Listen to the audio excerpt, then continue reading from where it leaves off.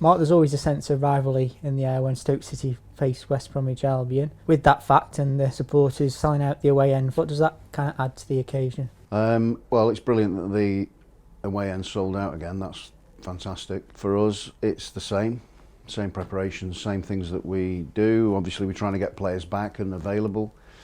And we're trying to get back to winning ways. Obviously, last weekend was a real disappointment, and we want to try and put that right tomorrow. So there's no difference from that end. Obviously, we've got there's a new manager gone in at West Brom, and we've got obviously differences in terms of how they've set up and how they've gone about things so far.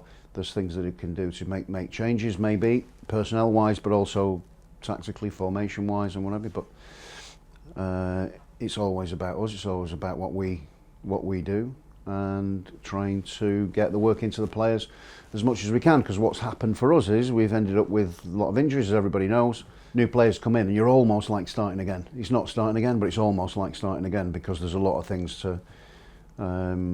to make sure that players have got the information that they need and be able to translate that into performances on the pitch. So that then takes a little bit of time. So those are the challenges that we face, but that's part of life, and that's part of being in football. So for us it's also exciting because of the new players that have come in as well. So it's a two-way street, really. You mentioned last weekend. What sort of response have you seen from the players in training this week? It's been good. Obviously, it's been raining every day, so it's been a challenge in that front. But it's we're lucky we've got a great training facility, so we're able to get the training into and make sure that we are ready to go. And going back to your first comment about the away end being sold out, it's fantastic, and it's something that gets it certainly gets you going. It certainly gets those hairs on the back of your neck standing up when you go out in front of them. Transfer window closed on Monday. How did you reflect on the business that we completed over the last few weeks? Well, obviously we had the issues around some of the players, and we needed to react. So from prior to the 29th of December, obviously when we lost Viktor, things changed slightly. Obviously Tommy's come back in. We signed Gavin. Gavin got injured with his thigh. He shouldn't be too far away from coming back into the fold.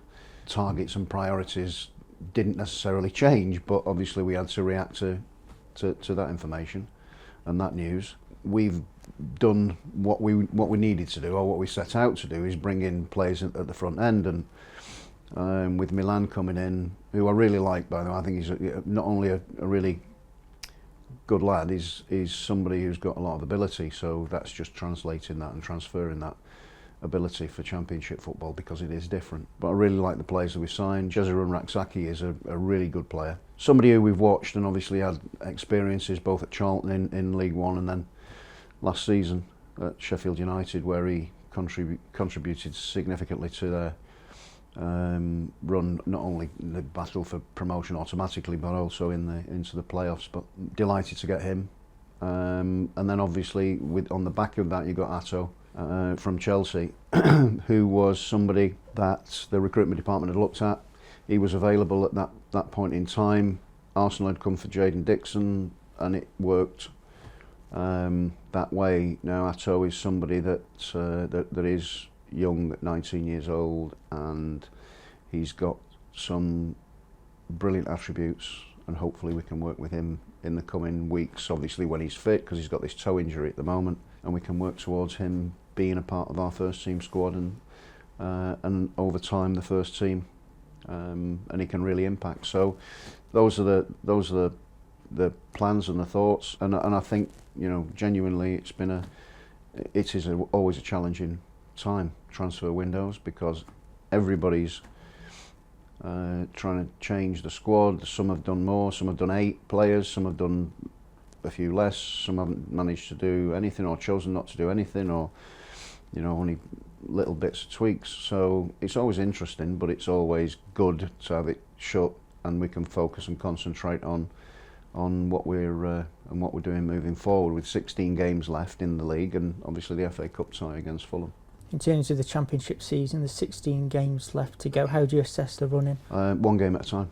That's how I assess it. Always. There's no point looking beyond that. what I'm looking for is I'm looking for performance levels to go up, and I'm looking for players to come back into the fold as quickly as possible, and then we can go and try and attack the top six. And I keep saying it, but we have to make sure that the performances merit the 3 points on any given day, and tomorrow's the next one.